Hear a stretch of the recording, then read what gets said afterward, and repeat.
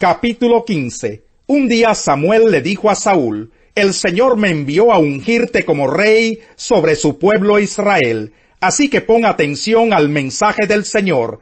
Así dice el Señor Todopoderoso: He decidido castigar a los amalecitas por lo que le hicieron a Israel, pues no lo dejaron pasar cuando salía de Egipto. Así que ve y ataca a los amalecitas ahora mismo. Destruye por completo todo lo que les pertenezca. No les tengas compasión. Mátalos a todos, hombres y mujeres, niños y recién nacidos, toros y ovejas, camellos y asnos. Saúl reunió al ejército y le pasó revista en Telayin.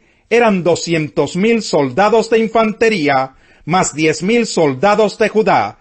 Luego se dirigió a la ciudad de Amalec y tendió una emboscada en el barranco. Los kenitas se apartaron de los amalecitas, pues Saúl les dijo: Váyanse de aquí, salgan y apártense de los amalecitas. Ustedes fueron bondadosos con todos los israelitas cuando ellos salieron de Egipto.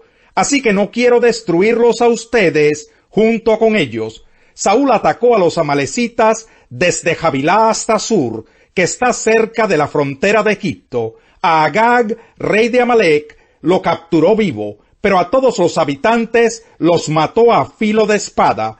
Además de perdonarle la vida al rey Agag, Saúl y su ejército preservaron las mejores ovejas y vacas, los terneros más gordos y, en fin, todo lo que era de valor. Nada de esto quisieron destruir. Solo destruyeron lo que era inútil y lo que no servía. La palabra del Señor vino a Samuel: Me arrepiento de haber hecho rey a Saúl, pues se ha apartado de mí y no ha llevado a cabo mis instrucciones. Tanto se alteró Samuel que pasó la noche clamando al Señor. Por la mañana muy temprano se levantó y fue a encontrarse con Saúl. Pero le dijeron: Saúl se fue a Carmel y allí se erigió un monumento. Luego dio una vuelta y continuó hacia Gilgal. Cuando Samuel llegó, Saúl le dijo: Que el Señor te bendiga. He cumplido las instrucciones del Señor. Y entonces, ¿qué significan esos balidos de oveja que me parece oír? Le reclamó Samuel. ¿Y cómo es que oigo mugidos de vaca? Son las que nuestras tropas trajeron del país de Amalec. Respondió Saúl: Dejaron con vida a las mejores ovejas y vacas para ofrecerlas al Señor tu Dios, pero todo lo demás lo destruimos. Basta, lo interrumpió Samuel. Voy a comunicarte lo que el Señor me dijo anoche. Te escucho, respondió Saúl. Entonces Samuel le dijo: ¿No es cierto que aunque te creías poca cosa, has llegado a ser jefe de las tribus de Israel? ¿No fue el Señor quien te ungió como rey de Israel y te envió a cumplir una misión? Él te dijo: Ve y destruye a esos pecadores, los amalecitas, atácalos hasta acabar con ellos. ¿Por qué entonces no obedeciste al Señor? ¿Por qué echaste mano del botín e hiciste lo que ofende al Señor? Yo sí he obedecido al Señor, insistió Saúl. He cumplido la misión que él me encomendó. Traje prisionero a Agag, rey de Amalec, pero destruí a los amalecitas, y del botín los soldados tomaron ovejas y vacas con el propósito de ofrecerlas en Gilgal al Señor tu Dios. Samuel respondió: ¿Qué le agrada más al Señor? ¿Que le ofrezcan holocaustos y sacrificios, o que se obedezca lo que él dice? El obedecer vale más que el sacrificio, y prestar atención más que la grasa de carneros. La rebeldía es tan grave como la adivinación, y la arrogancia como el pecado de la idolatría. Y como tú has rechazado la palabra del Señor, él te ha rechazado como rey. He pecado, admitió Saúl. He quebrantado el mandato del Señor y tus instrucciones. Los soldados me intimidaron y les hice caso, pero te ruego que perdones mi pecado y que regreses conmigo para adorar al Señor. No voy a regresar contigo, le respondió Samuel. Tú has rechazado la palabra del Señor, y él te ha rechazado como rey de Israel. Cuando Samuel se dio vuelta para irse, Saúl le agarró el borde del manto y se lo arrancó. Entonces Samuel le dijo: Hoy mismo el Señor ha arrancado de tus manos el reino de Israel, y se lo ha entregado a otro más digno que tú. En verdad, el que es la gloria de Israel no miente ni cambia de parecer, pues no es hombre para que se arrepienta. He pecado, respondió Saúl, pero te pido que por ahora me sigas reconociendo ante los ancianos de mi pueblo y ante todo Israel. Regresa conmigo para adorar al Señor tu Dios. Samuel regresó con él, y Saúl adoró al Señor. Luego dijo Samuel: tráiganme a Agag, rey de Amalec. Agag se le acercó muy confiado, pues pensaba, sin duda que el trago amargo de la muerte ya pasó. Pero Samuel le dijo: ya que tu espada dejó a tantas mujeres sin hijos, también sin su hijo se quedará tu madre. Y allí en Gilgal, en presencia del Señor, Samuel descuartizó a Agag. Luego regresó a Ramá, mientras que Saúl se fue a su casa en Gibeá de Saúl. Y como el Señor se había arrepentido de haber hecho a Saúl rey de Israel, nunca más volvió Samuel a ver a Saúl, sino que hizo duelo por él. Capítulo 16. El Señor le dijo a Samuel: ¿cuánto tiempo vas a quedarte llorando por Saúl, si ya lo he rechazado como rey de Israel? Mejor llena de aceite tu cuerno y ponte en camino. Voy a enviarte a Belén, a la casa de Isaí, pues he escogido como rey a uno de sus hijos. ¿Y cómo voy a ir? Respondió Samuel: si Saúl llega a enterarse, me matará. Lleva una ternera, dijo el Señor, y diles que vas a ofrecerle al Señor un sacrificio. Invita a Isaí al sacrificio, y entonces te explicaré lo que debes hacer, pues ungirás para mi servicio a quien yo te diga. Samuel hizo lo que le mandó el Señor, pero cuando llegó a Belén, los ancianos del pueblo lo recibieron con mucho temor. ¿Vienes en son de paz?, le preguntaron. Claro que sí, he venido a ofrecerle al Señor un sacrificio. Purifíquense y vengan conmigo para tomar parte en él. Entonces Samuel purificó a Isaí y a sus hijos, y los invitó al sacrificio.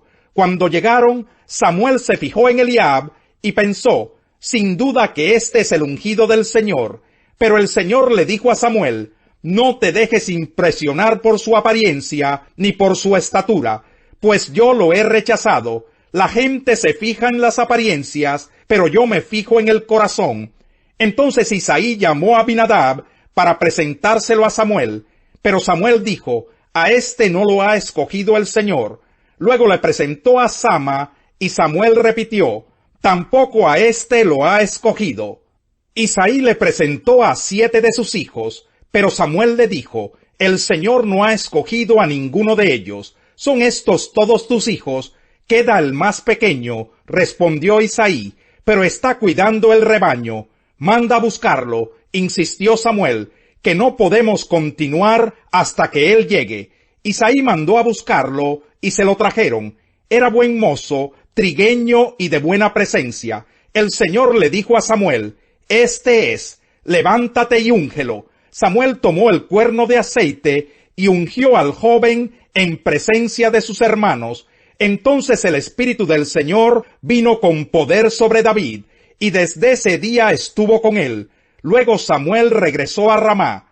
El Espíritu del Señor se apartó de Saúl, y en su lugar el Señor le envió un espíritu maligno para que lo atormentara. Sus servidores le dijeron: como usted se dará cuenta, un espíritu maligno de parte de Dios lo está atormentando. Así que ordene su majestad a estos siervos suyos que busquen a alguien que sepa tocar el arpa. Así cuando lo ataque el espíritu maligno de parte de Dios, el músico tocará y su majestad se sentirá mejor.